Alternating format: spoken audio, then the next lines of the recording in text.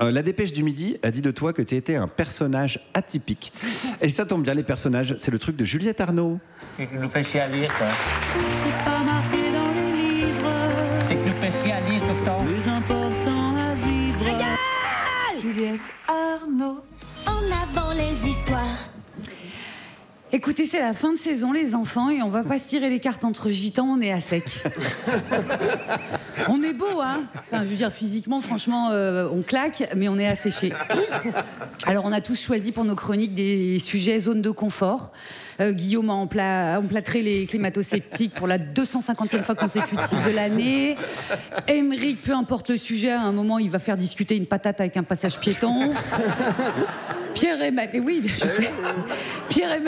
c'est pareil. L'essentiel, c'est de monter au 40e étage de la colère en moins d'une seconde, sans sas de décompression, avec des insultes. Non oppressives.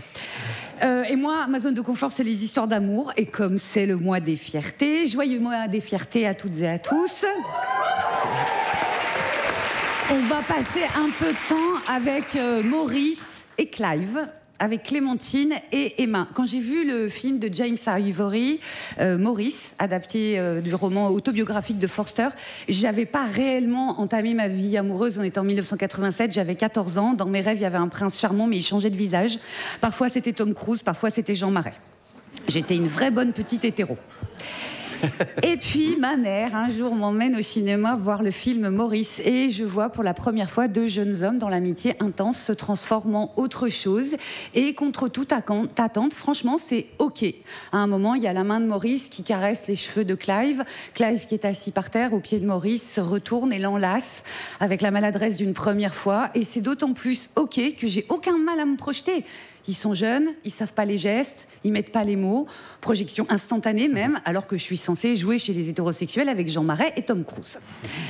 Rapidement, dans le film, Maurice et Clive sont obligés de les mettre, les mots. On est en Angleterre en 1910 et ce qui se joue entre eux est appelé par un de leurs professeurs l'inqualifiable vice des Grecs.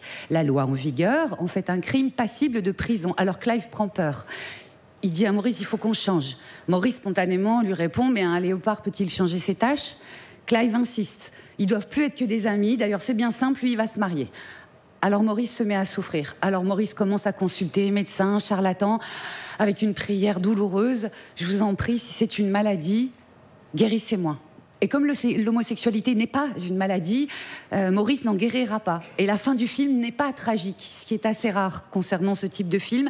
Si le film il vous intéresse, sachez qu'il est en VO sous-titré sur YouTube, super gratuitement. Et puis on va sauter un siècle.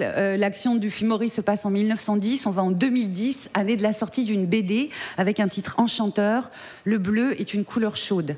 Bleu comme la teinture des cheveux d'Emma, que Clémentine croise dans la rue. Emma la croise. Elle est enlacée avec une fille.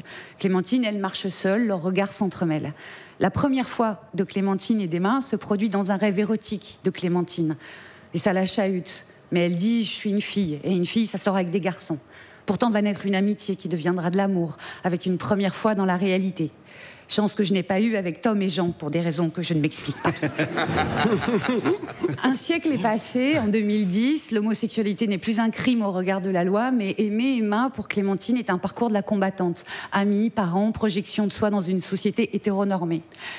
Le bleu est une couleur chaude a été écrite et dessinée par Julie Marot, aujourd'hui Jules Marot, et elle a été adaptée au cinéma. Le film s'appelle La vie d'Adèle, adapté par un homme hétérosexuel. Y ai-je retrouvé le charme et la perspective de la BD ? Non. Trouvais-je dès lors qu'on parle plus du film que de la BD ? Trouvais-je dommage dès lors qu'on parle plus du film que de la BD ? Oui. Fun fact, Maurice est également une adaptation de l'écrit à l'image, mais fidèle et respectueuse. On notera alors, pensivement peut-être, que James Ivory est homosexuel, comme l'était Forster, qui n'a pas pu publier ce livre-là que de façon posthume. Pour finir, rien à voir, mais veillez s'il vous plaît à préciser sur ma pierre tombale, Jean, Tom, je suis là. Juliette Arnaud, merci beaucoup Juliette. On peut retrouver en podcast, en vidéo, sur toutes les applis. Peut-être que Jean et Tom vont se repartager cette chronique.